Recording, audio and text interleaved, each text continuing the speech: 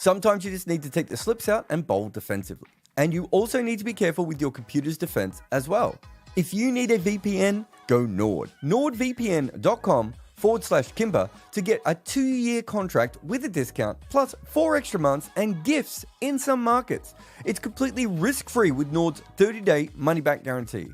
The link is in the show notes. So put in some dot balls and turn them into maidens via NordVPN.com/Kimber.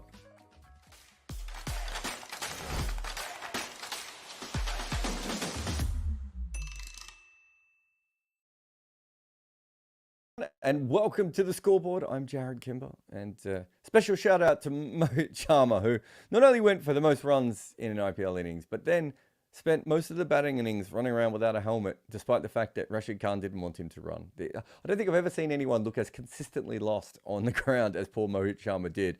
And unfortunately for him, he's gone from a reasonable chance of playing in the World Cup to watching it on TV.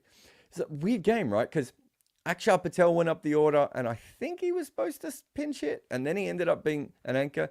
Is it just me, or it seems like a lot of guys are getting thrown up the order, and then the ones that ending up having to play the sensible innings? But was it great to see Rishabh Pant? I thought at times that looked like the most Rishabh Pant of the Rishabh Pant innings that we have seen. Obviously, he had the explosion at the end, but I really liked the way he was batting all the way through the middle as well. But that end was huge for Delhi. I thought this was probably a 210 par wicket. So I think people suddenly thought Delhi were massively in front. But realistically, and as it probably showed, they were probably just marginally in front. But emotionally, morally, they were well in front at the halfway point. And special shout out also to Sandeep Warrior, who got, was it one over for 24 the other day and came back really, really strong. When it comes to the bowling for Delhi, Kuldeep Yadav was the bowler, and as far as I'm aware, they didn't use any other bowlers. It was just him. It's an interesting strategy that they're going for, but he bowled magnificently again. Probably got the important wicket of Tawatia, right? Although Rashid Khan did really well after that. But, you know, when Rashid Khan was left with the tail, that was probably a little bit too tough for him. Brilliant innings by David Miller as well. I honestly thought he was just going to get them home when he was in that kind of mood. I thought Mukesh Kumar bowling with the keeper up the stumps and bowling full at his heel. I remember trying that strategy in a CPL game and getting, I want to say it was Mitch McClenaghan, and I think both of us came up with it, and we both were big fans of that strategy. And then David Miller just kept flicking the ball over backward square leg for 6. So well done to Mukesh Kumar for not being hit over backward square leg for 6. And perhaps the most important person when it comes to the narratives of this game is Sai Sudarshan. So I do a big piece on him this morning, talking about how he's the most consistent player, how he always goes past 20, and he very rarely goes past 40. And today, he tried to mess that up in about 4 different ways. It was actually ridiculous. Think about it this way. He should have gone out in singles figures, which would have been his 4th single figure score ever in T20 cricket, and his 7th in all of white ball cricket, but he was dropped. Then he got to, what, 19 or 20, and he was dropped again. And then he ended up doing exactly what I said in the video he does, which is when Seam comes back on, he goes out. The only difference was he was already so many more runs than usual. He batted really, really well and was striking the ball perfectly. And but unfortunately, still couldn't go on to that big score again. There was a period where I thought this could be another innings where he might have to retire himself out, but he never got that far. Anyway, let's get to the scoreboard part of the show. And don't go now, obviously, because that would be rude. But head over to the main channel and have a look at the side video. I think it's a fascinating pattern that we've uncovered with him, and it's certainly something I've never noticed with other cricketers. But I'd be fascinated to know if there is any other out there. If you want to ask a question at the end, the best way, of course, is always via Super Chat, but normal chats, non-Super Chats. Also, I might be able to get to, but let's start with the scoreboard. And let's have a look at Gujarat. So they started this chase really well, especially considering Shubman Gill went out early. Ridham Saha, who I don't think has been in very good form all the way through this tournament, suddenly looked like he was seeing the ball beautifully. Sai Sudarshan, as we already talked about, got lucky with that early delivery, but after that, I thought played really, really well. But they did get stuck. And I do think Saha is a guy who, especially at this age, needs the power play. And he certainly got stuck a little bit. But Sai Sudarshan also gets stuck. And ultimately, it's probably this double area that has cost them the win. If you're chasing over 200, I don't think you can go at 8.5 runs and over, unless you have a power play that has gone for like 75 or something. I just think you're giving back too much momentum, and it took them too long again to get going at the and obviously they did brilliantly at the end, but a lot of that was Rashid hitting when the game was almost gone, and even David Miller hitting when the game was almost gone. Just not the right way of doing it. I think Gujarat should be pretty disappointed. That weak bowling effort at the end, and then this middle section here when they were really doing well in that chase is what has cost them a game. And you look at the IPL points table. Not only are they losing to a team that is below them, that now they're going to be fighting when it comes to a potential fourth finals position if they can even get that high. So they're now 4 and 5. Delhi is now 4 and 5. They've got another team that's 4 and 4 on top of them before they get to Lucknow, who's 5 and 3. This is a huge loss, and there's just a couple of key moments in this game where, and I think we've been talking about a lot. There's a lot to like about the Gujarat team, but there's a lot that doesn't quite work, and I think we saw that again in that they have a lot of guys who are very one-paced with their batting. This is the most runs in the 17th and 20th overs in a match this season.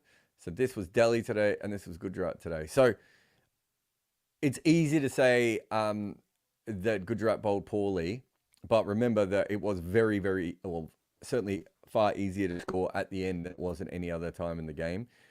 But I also thought, if you've been critical of Delhi, which you don't have to be because they won the game and they probably weren't, they certainly weren't favourites coming in. But if you were being critical, if I was their analyst, what I would say is we put ourselves in a position where we had to hit 81 runs off the last 4 overs, or whatever it was, 95 off the last 5 to win the game. And I just don't think that's a position you want to put yourself into that often. Nice to see those ones here as well. And this is the strike rates today. So Sudarshan ended up with a really good strike rate. So he kept finding boundaries, I thought, at the right time. I hope this is the new him. I hope that the one I wrote on, as fun as that was, doesn't exist anymore. Both of these guys have ended up with decent strike rates. So it was more that they got a little bit stuck. They had that double, I think it was it Saha went out, and then Omazai went out straight after that, which was a bit of an issue as well. But you can see the sort of the strike rate they got. Oh, I haven't even mentioned Saika Shaw. I thought his hitting was incredible. What a weird day Saika Shaw had, because they bowled him 1 over in the 19th. My God, what the hell were they thinking at that stage? And then he came out to bat, and he was hitting the ball beautifully. In fact, was he hitting more boundaries at one stage than Rashid Khan? But David Miller was clearly the difference. And this is Sudarshan's strike rate. So 1 to 6, it's 169.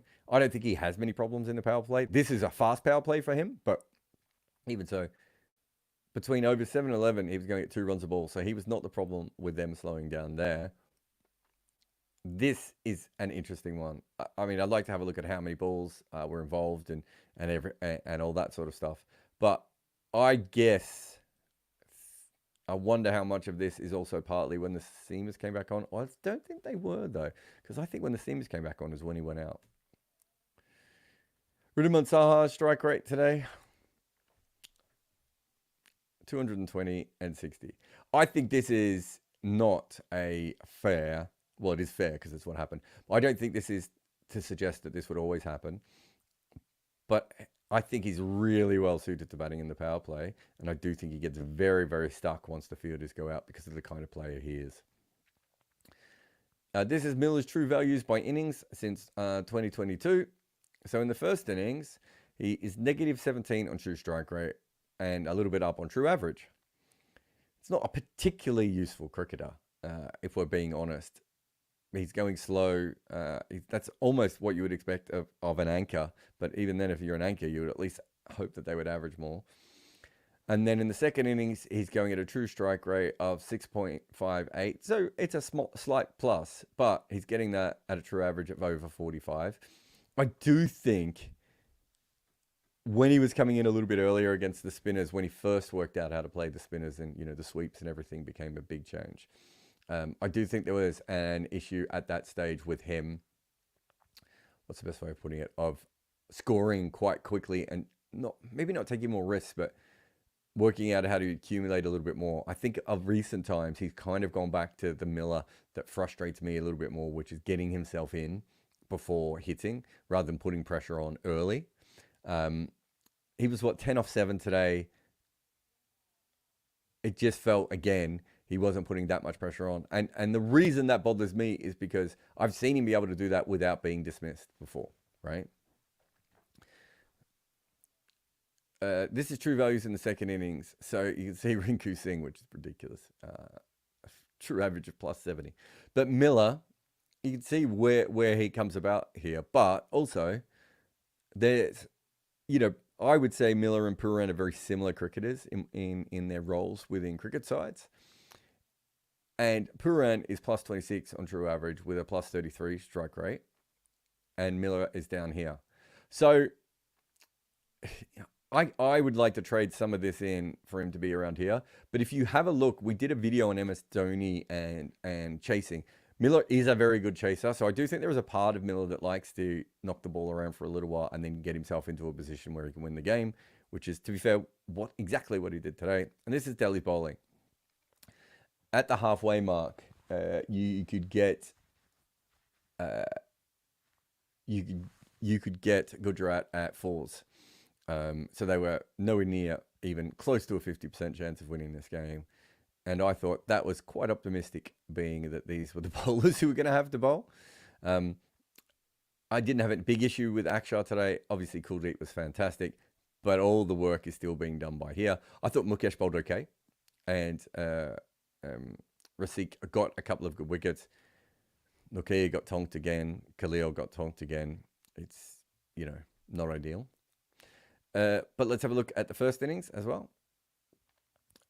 So you can see here, Delhi 7.33, 9.8. This period, I thought they started batting beautifully. It's really the start that's probably let them down as much as anything here.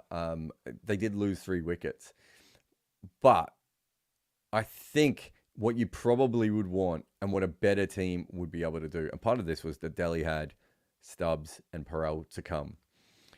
If you do get the bad start and you get off to a good one here, you really want this to go up a little bit higher.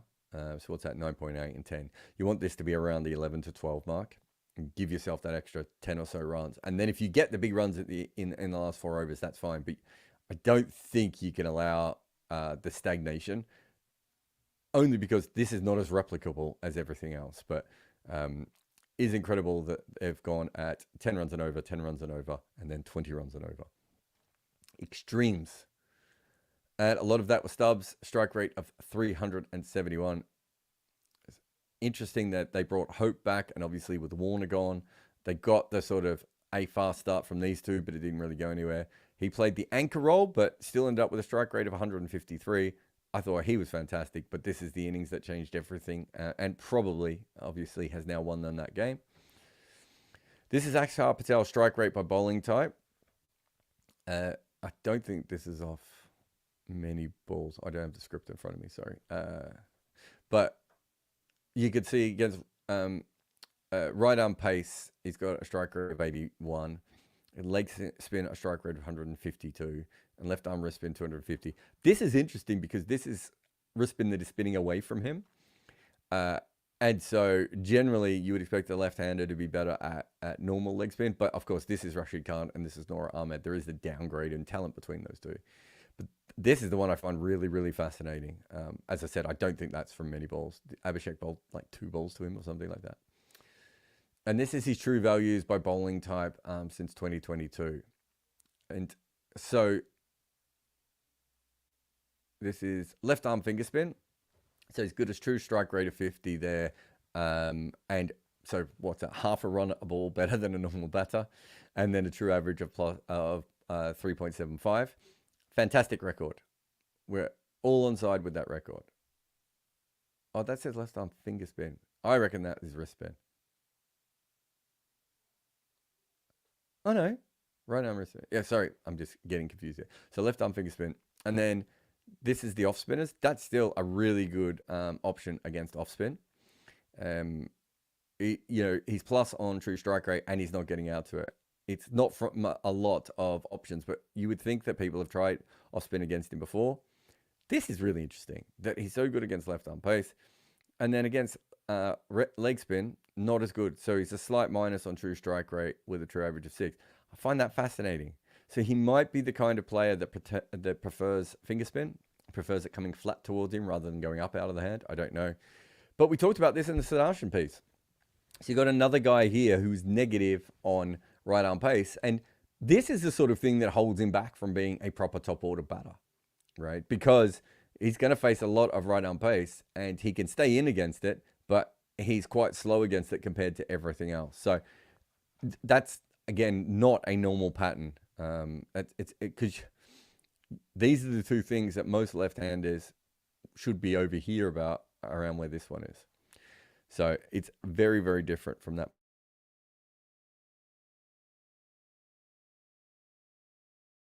Sorry about that. Okay, what else we got here? Rishabh Pant's true strike rate progression this season. This is before today. Another one of these guys who's starting quite quick. And you can see by the 10th ball, he's already in the negative and he's been quite down. So we saw that innings. God, who was that innings against? Where they almost, when they were chasing the big score, was that a few games back when they ended up getting bowled out for 199. That one, he just couldn't kick on at the end, right? And we've seen this, and I reckon there's one other innings that I can't remember off the top of my head. So I thought there was really good signs today. As I said, from the minute he came in, I just thought he looked a lot more like Rishabh Pant than we have seen in a long time. So hopefully that keeps going. And you could see today he had a strike rate of 100, so started a little bit slower. And then outside of this little dip around the 25 ball mark, he was absolutely fantastic. And this is the bit that I want Rishabh Pant to do. This is important for who he is because I think he can score at a really high rate early on in innings in a way that other players can't. But this is the bit that turns him into someone who can make 80 off 40 balls, right? He can, and even more than that, could make 100 off, off 35 balls and that sort of player. Because he can, if you think he's sort of like, at his best, he should be similar to Suresh Raina in that he can score incredibly quickly against spin, and then he can continue it against pace. That sort of combination should be an all-time great. And we have seen seasons of all-time greatness from him. We've also seen really crappy anchor seasons. We've seen him struggle at times. But I really think his ceiling is so much higher than a normal player. And this is the Gujarat Titans economy rate today. So as I said, Warrior, fantastic. I thought Omazai bowled well. Did he get 3 up front, I think, as well? Rashid did well. You got the Saikashore over, which is just madness. And 18.2, which is the new record for the IPL. And it's an incredible amount of runs to go from your 4 overs. I'm interested about Noor Ahmed because I think he's bowling really, really well, but he's not quite having the impact. So earlier this season, I thought this was going to be the core of their bowling. As it currently looks, this is probably, shocker, the guy that you can rely on. Noor Ahmed is a little bit more hit and miss, and Mohit is a hit at the moment, but not the good kind of hit. The bad kind of hit. He's getting hit. That's what I'm trying to say. That is it for the scoreboard today. Let me go through. I can see that there is a couple of super chats already, but I'll have a quick break here. And then when we come back, we will look at your questions from the room. I'm Jared Kimber. This is the scoreboard. Sometimes you just need to take the slips out and bowl defensively. And you also need to be careful with your computer's defense as well. If you need a VPN, go Nord. NordVPN.com/Kimber to get a 2-year contract with a discount, plus 4 extra months and gifts in some markets. It's completely risk-free with Nord's 30-day money-back guarantee. The link is in the show notes. So put in some dot balls and turn them into maidens via NordVPN.com/Kimber.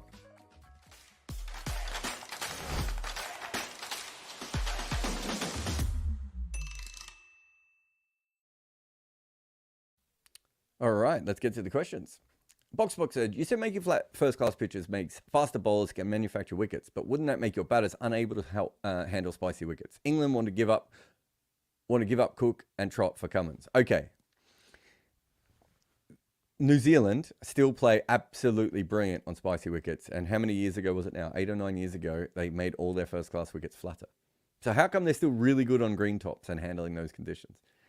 Because in order to become Alistair Cook, right, do you know how many green, damp, spongy, seamer-friendly wickets Alistair Cook has to play on before he becomes a professional? Do you know how many times he has to do it at second 11 and underage group cricket in order to get it? It is almost impossible for an English cricketer to not be good on those pitches unless it just doesn't suit the way that they actually swing the bat. So when you are setting up a team like this, you actually want your first-class conditions to be completely different to your normal conditions at home. Because you want your players who are at the top level to learn the skills that are going to be much more useful for them when they go on the international level.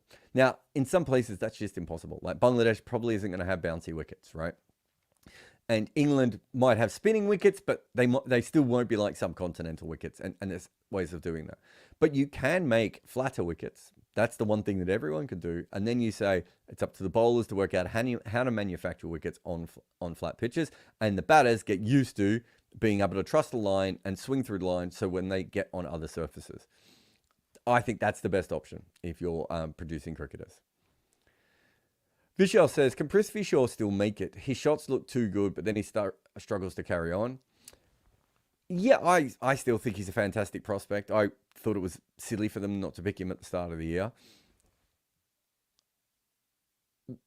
I think at his best, he's an Indian quality opener.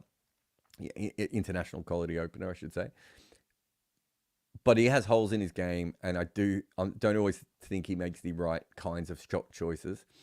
And it's a really small thing, but he hits fours and not sixes. And so he takes a lot of risks to hit boundaries when other players take the risk to hit the sixes. So if you compare him to KL Rahul is KL Rahul the one? No, Quinton de Kock or Rohit Sharma or Johnny Bairstow. They don't have to take as many risks as Prithvi Shaw does to score at the same rate. And so he hits a lot of balls at a catchable height. But if you're asking me purely on talent and the way he sees the ball and his timing and his ability to hit boundaries, it's next level. Whether he can bring it all together, I know that's the tough bit, right? That's the bit that is hard for everyone. Manon says, DC almost lost, then won because of their fielding. Oh, what was it? 4 drops? So they dropped Sudarshan twice, I want to say. Who did they drop at mid? Was it there another drop as well? Or did they drop him 3 times? And then they dropped Rashid Khan. Yeah, their fielding did really well at the end, but it feels like, again, a lot of drops. I do wonder if when we get to the playoffs, how much, if you go on a run where you just field well, or you have a good fielding team, how important is that going to be at the end? Because the fielding standard is hilarious. When Bayram pointed out there'd been lots of drops and everyone got him, and it's like, yeah, dudes, there's been lots of drops. I did think it got a little bit better, and then for a couple of days it seems to have regressed again. But I also thought there was some great keeping from Rohit Sharma. That catch up at the stumps. I don't think people understand how hard that is off a seamer to take a catch up at the stumps. That was absolutely fantastic. So there was certainly some good fielding amongst some, not good fielding. Anurag says, hey, Jared, was just wondering if Rishabh falling over playing half of his shots actually gives him any significant advantage. Do you know of any other past or present batter who did something different? I think for him, what he's trying to do is get angles. And I think it's a way of getting angles. I don't think it's all that different than the lap sleeps of some other players, but he plays it in a different way. And he's probably trying to get his over backward square leg. So if you look at some other players, they would either sweep that or they would get inside the line and tuck it away. Whereas he's kind of falling into position. If your head isn't straight, I can't see it being as consistent. But if he's managing to hit it as much as he does, yeah, it's Roberto Carlos versus Steph Curry, which is mixing 2 different sports. But every now and again, Roberto Carlos would hit a free kick from like 45 feet and get the goal, and so he felt like he could do it every time. But statistically, he probably hit it quite rarely, right? And he would have been better off probably not going for that shot all the time. Then you've got Steph Curry, who could shoot from the logo. Most players statistically should not be shooting from the logo, whereas for Steph Curry, it's probably not a bad shot.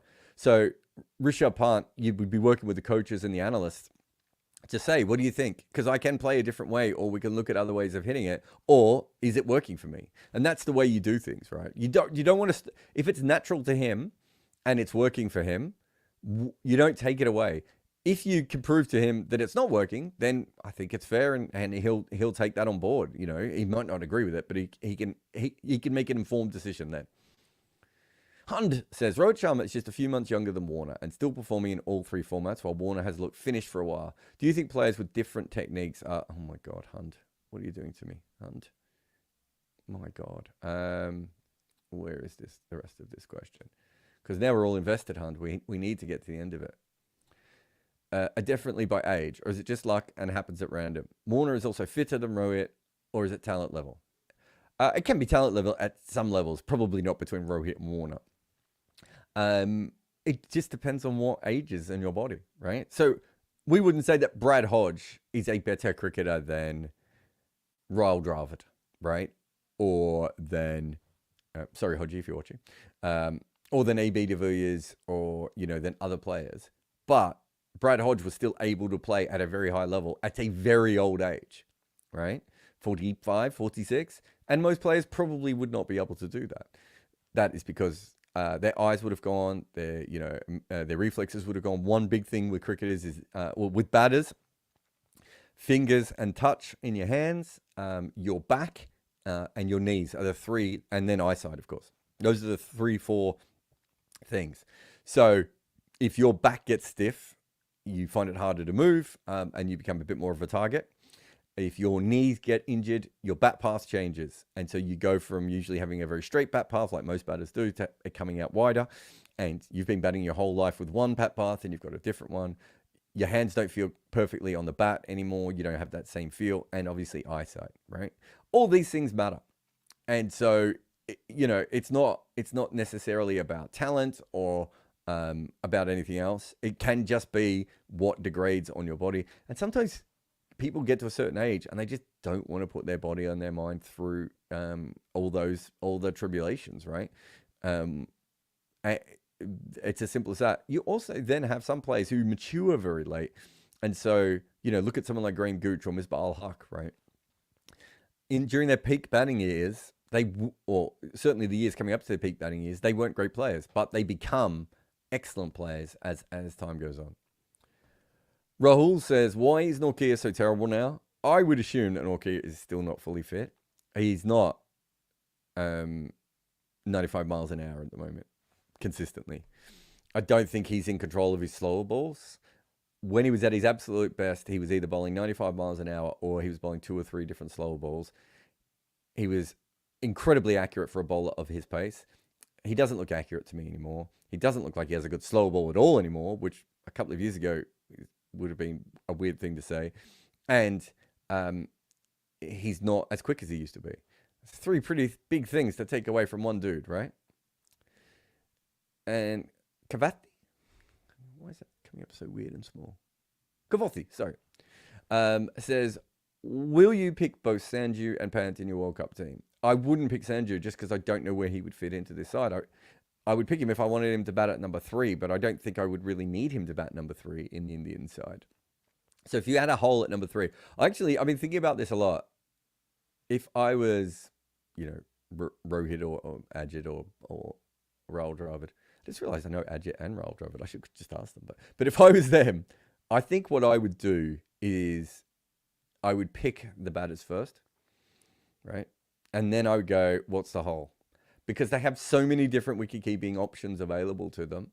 When they get down to the end, they can go, okay, the hole is this. Or we want a player who is flexible, who can play in multiple positions, or we want a specialist who can just play in this position. And you can also, then you can double dip, because you can have Sanju or DK or Rishabh or KL Rahul as your backup batter as well. So you can actually pick 2 wicket keepers for the squad and just have one of them as the backup batter if you need them to be as well. So you get 2 bites of the cherry, I think, if you're doing that. But yeah, that's the way I would do it. I would work backwards because there's what, 3 wicket keepers? Am I missing anyone else? Is it just the 3? Or did I just say 4? I just said 4, didn't I? Yeah, 4 wicket keepers. There's 4 wicket keepers who all have varying claims, right? But I also don't know if there's a wicket keeper that is a dead set certainty to play in this side. Although, if Rishabh Pant keeps batting the way he is, then it probably makes the most sense for him to be that guy. But there's so many issues, like, where does Hardik bat now, right? What do you do with Jadeja's batting? Does Jadeja become number 8 rather than number 7? Does Hardik become... do him and Hardik share 2 overs each based on the way that they're both bowling at the moment? All these sorts of things I do think you have to factor in. And then once you know what that top 7 is going to look like, and you've picked your first 6 options, you then you pick the wicketkeeper who matches best with that, is how I would do it if I was working with this. And the few times I've been involved with selection of cricket teams, unless there's just been an obvious choice as wicketkeeper, that is generally how we have done it, right? If there's a couple of players and they have 2 different kinds of skill sets, it's like, well, let's see what our top order is. Okay, so we need more power, and this wicketkeeper has more power, so we're just going to have to bring this guy in. Or we need a backup for our top order players, and this guy is the backup for the top order players. I think that's the sensible way of putting all those things together. Anyway, that's it. Thank you very much for all the... Oh, put him back up. He's double bubble. Thank you very much to everyone for their super chats, and also everyone for their regular chats. All those things help us in the algorithms and everything else. So thanks to Henry and Sumit, and who we got, Raul, Varun, of course, who is everywhere at all times, and Hunt, and everyone who had their questions read out on the show as well. We will be back on Friday for another scoreboard. And then we were doing scoreboards on Saturday, Sunday for the double headers as well. We've got the Sai Sudarshan piece up. If you haven't seen it, it really is he's a fascinating cricketer. And it might mean even more to you that he made runs today. So I think it's worth having a look at it from that point of view. What are some of the other pieces? We've got another one on the business of the IPL. Let's go on the business of it now, because I think people talk about that a lot, but more on how it changed cricket business and how cricket looked at things in a different way after the IPL, but not just the obvious ways, some other things that we've had a look at as well, like its impact on fantasy and everything else. But me and Estelle have put that one together. And then Monday there'll be the, what do you call that? The power list? We'll do a power list. Yeah, we do power lists here as well. But big thanks to everyone. And also thank you for supporting all of our sponsors. And if you want to get all the stuff that Raid Shadow Legends are offering, remember the link is in the show notes. But I am Jared Kimber. This is the Scoreboard, and we'll see you again on Friday. There is no point having talent around you if you don't use it correctly. Every captain knows this, and it is the same of the sport of cricket as when you are trying to win Raid Shadow Legends, which sounds like a new cricket league if we're being honest. The difference is that instead of taking down arrogant openers or massive power hitters, you are fighting the Demon Lord and the Hydra. So if you want to use your leadership smarts from cricket in a new way, sign up to Raid Shadow Legends and participate in their Spring Hunt event, where you can win some real life prizes such as gaming consoles, Amazon gift cards with a total value of $10,000, and a lot of other in-game prizes like legendary champions and more. All you've got to do is get Raid using the link in my description, enter in your Raid ID, and join the competition at springhunt.polarium.com. But the heart of any game is its players, which is, again, a little bit like cricket. So Raid is launching its first ever community weeks. It is a super fun 14-day program giving away cool stuff as super hot legendary champion name Chronica Adelian. In case you don't know, she's the one who puts her enemies to sleep. To get her, all you've got to do is log in for 7 days between now and July the 8th. And the gifts, they don't end there. Use the link in my description or scan my QR code here on the screen and you will get a huge starter pack with an epic champion, Tyrell, and another starter pack after getting to level 25 that includes the epic Rector Druff. I like that name. Rector Druff should be a cricketer, right?